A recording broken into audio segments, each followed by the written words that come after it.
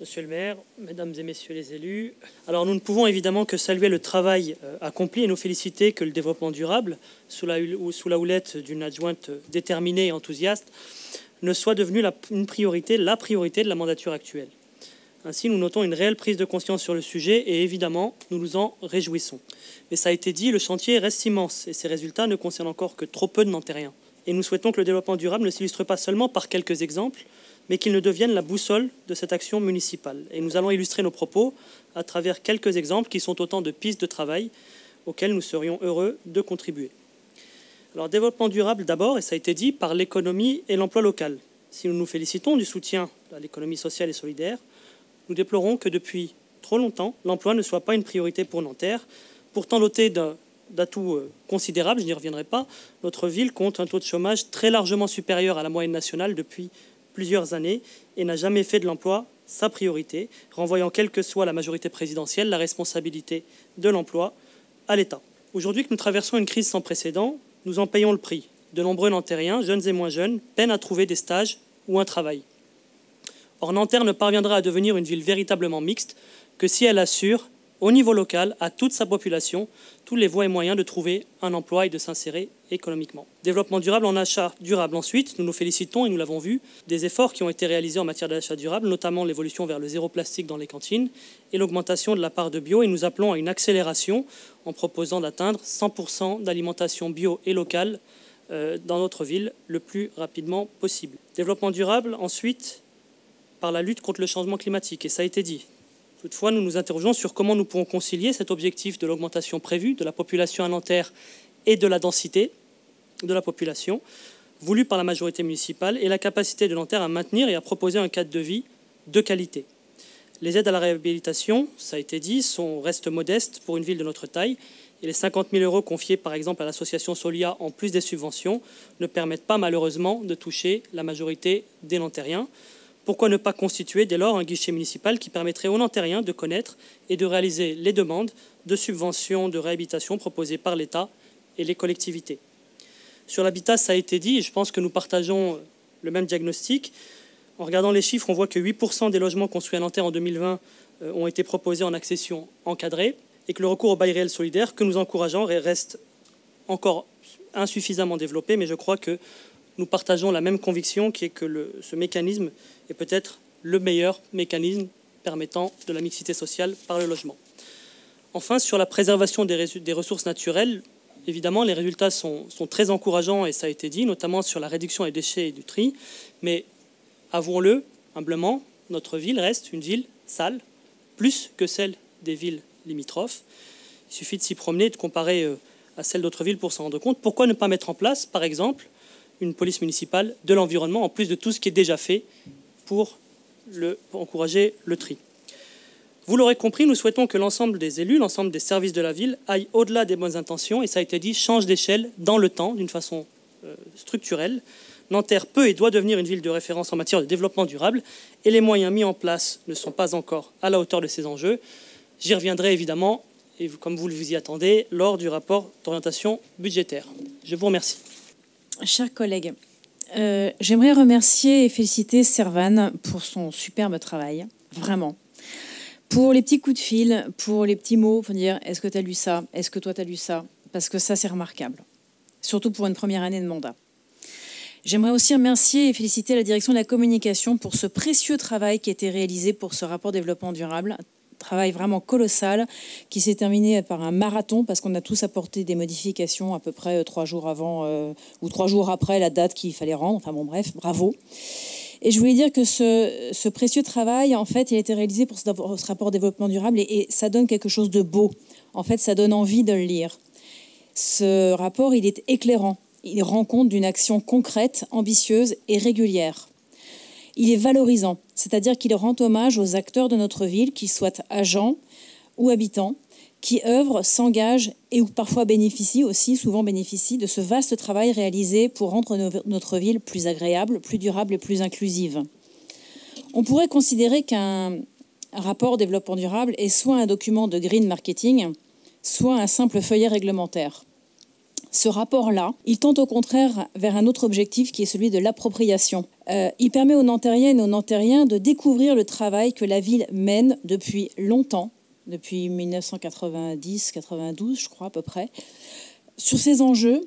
Et il permet aussi aux Nantériennes et Nantériens peut-être de pouvoir s'emparer de ces questions complexes et via aussi le nouveau projet d'Agora Transition écologique, on pourrait imaginer que justement les Nantériens et Nantériennes posent eux-mêmes leurs propres indicateurs pour cette ville. Parce que moi, j'entends bien les indicateurs de l'ADEME, j'entends bien les indicateurs du plan 21, 30, 40 012, mais à un moment donné, à Nanterre, on a une particularité et je pense que c'est pas mal qu'on puisse faire et poser nos indicateurs ensemble.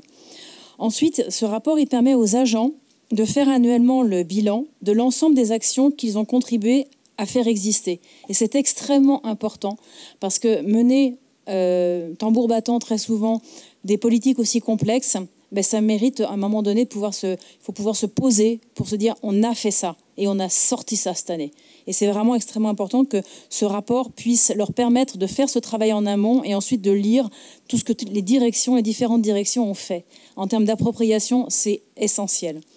Mais j'ai envie de dire qu'il nous permet aussi, à nous les élus, qui allons très probablement l'approuver ce soir, de prendre le temps de le lire ou de le relire pour se dire qu'est-ce que j'ai envie d'apporter en plus ? Comment nous pouvons mieux bosser ensemble au regard de ces enjeux complexes, transverses et désormais incontournables. Ce rapport apporte la preuve que des politiques publiques en faveur d'une ville et d'une vie plus durable pour toutes et pour tous n'est pas un gadget. Ces politiques publiques ne sont pas des gadgets. Le développement durable, la transition écologique, peu importe le nom qu'on prend, on s'en fiche, tout cela n'est pas un gadget. C'est une sacrée gageure que la ville mène depuis des dizaines d'années. Ce rapport, il permet chaque année de dire ce que l'on a fait et du coup, il permet aussi chaque année de faire ce que l'on a dit.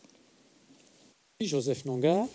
Monsieur le maire, chers collègues, je ne saurais commencer mon propos sans remercier l'ensemble des services municipaux qui a travaillé à l'élaboration de ce rapport. Il s'agit là d'un document fouillé, et riche en informations et facile d'accès pour tous. À l'aune des 17 objectifs de développement durable, nous mesurons le chemin parcouru par notre ville grâce à sa politique volontariste, mais également celui qui reste à accomplir face à l'urgence climatique et à la période de crise que nous vivons. Porter ces données à la connaissance de nos concitoyens est indispensable pour obtenir leur adhésion sur les défis à relever. En effet, si la ville est la cheville ouvrière pour construire une ville durable, son action est limitée sans l'appui des citoyens. Le Conseil citoyen de la transition écologique qui a été présenté lors du dernier conseil municipal permettra sans aucun doute à nos concitoyens les plus concernés à agir à nos côtés. Cependant, seule une prise de conscience du plus grand nombre pourra nous permettre d'agir plus efficacement sur des sujets majeurs à la portée de tous, comme la gestion et la réduction de nos déchets. Consommer en adoptant des comportements plus respectueux, choisir des produits avec moins d'emballage, échanger, réparer, recycler, autant d'actions qui peuvent devenir des réflexes si tant est que nous soyons sensibilisés et que l'on y soit incité. Pour ce faire, il nous faut poursuivre les campagnes de sensibilisation auprès des enfants qui sont le véritable moteur du changement au sein des familles. Ce sont des campagnes de communication massive qui doivent être menées bien au-delà des manifestations telles qu'Ecozone, qui réunissent trop souvent que des personnes initiées. Cette gestion des déchets passe également par la lutte contre des dépôts sauvages dans nos rues et nos pieds d'immeubles qui ternissent l'image de notre ville. Au-delà d'un travail de sensibilisation et d'éducation, ce sont des mesures dissuasives qui doivent être appliquées. Pour cela, notre brigade de lutte contre les incivilités joue un rôle essentiel. Je vous remercie. Thierry Lenoir. Oui, monsieur le maire, chers collègues, merci Servan pour l'exposé de nos actions en matière de développement durable.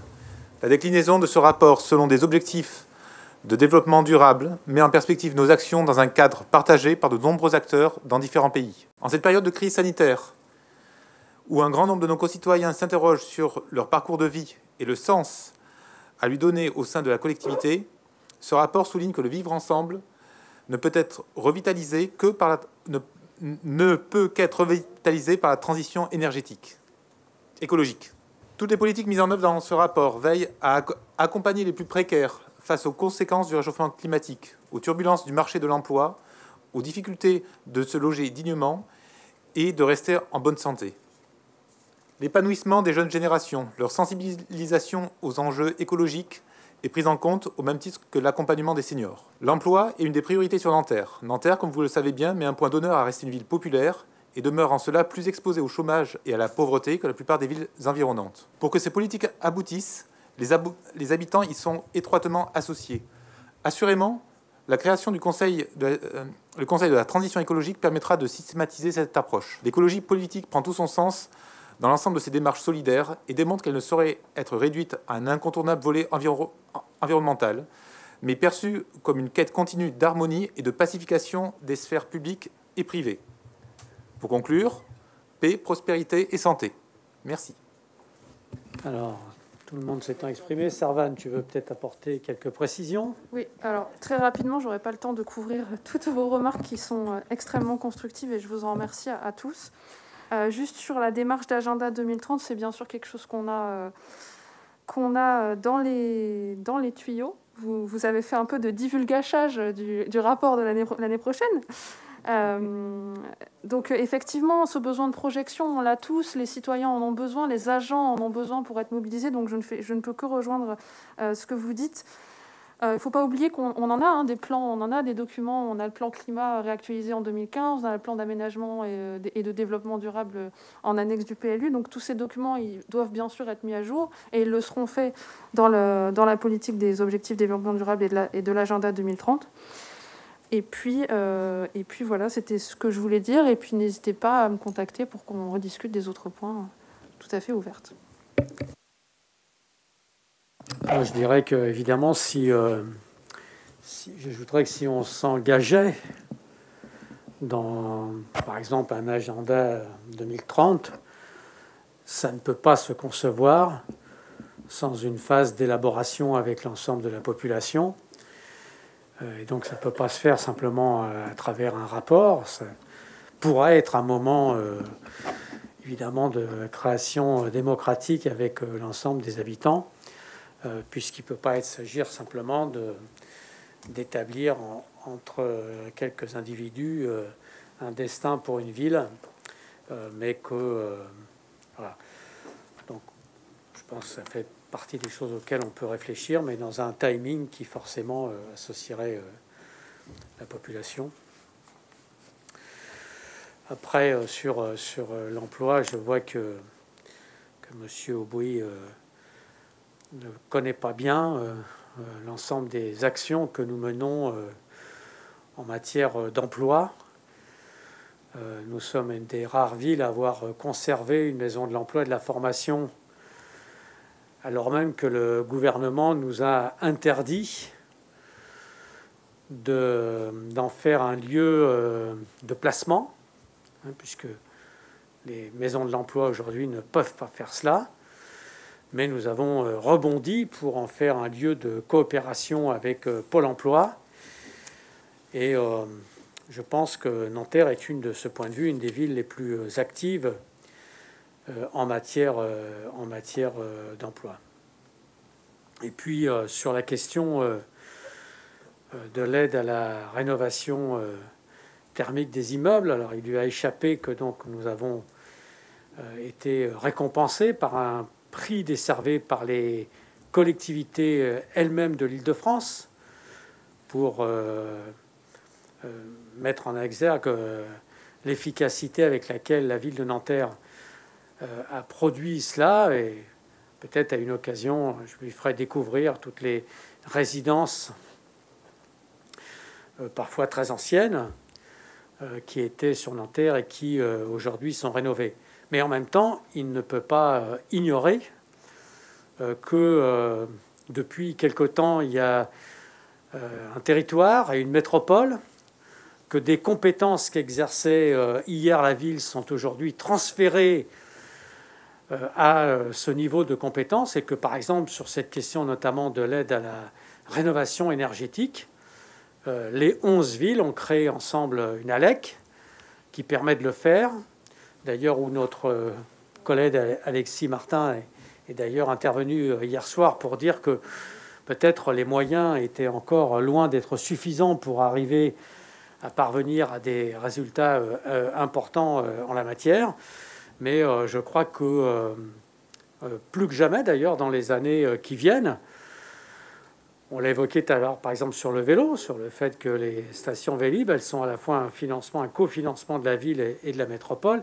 Il nous fera d'ailleurs bien emboîter ces niveaux de collectivité, l'intercommunalité, le PT, qui rassemble les 11 communes qu'on n'a pas choisies. Bon. Et puis en même temps la métropole, parce que on n'est plus tout à fait dans la situation avant la communauté d'agglomération du Mont-Valérien, où Nanterre, entre guillemets, agissait seul et maîtrisait seul toutes ses politiques. Alors on peut le regretter, mais je ne vous ai pas vu écrire que vous souhaitiez que réellement la commune reste le pivot de l'action et que il ne fallait pas par trop transférer vers des institutions de type métropolitaine des compétences que les communes exercent. Moi, je pense que ces lieux doivent être des lieux de coopération entre les communes, mais qu'elles ne peuvent pas s'y substituer. Donc, je vous propose de voter sur non pas le rapport, mais sur le fait qu'on prend acte que ce rapport a été présenté au conseil municipal.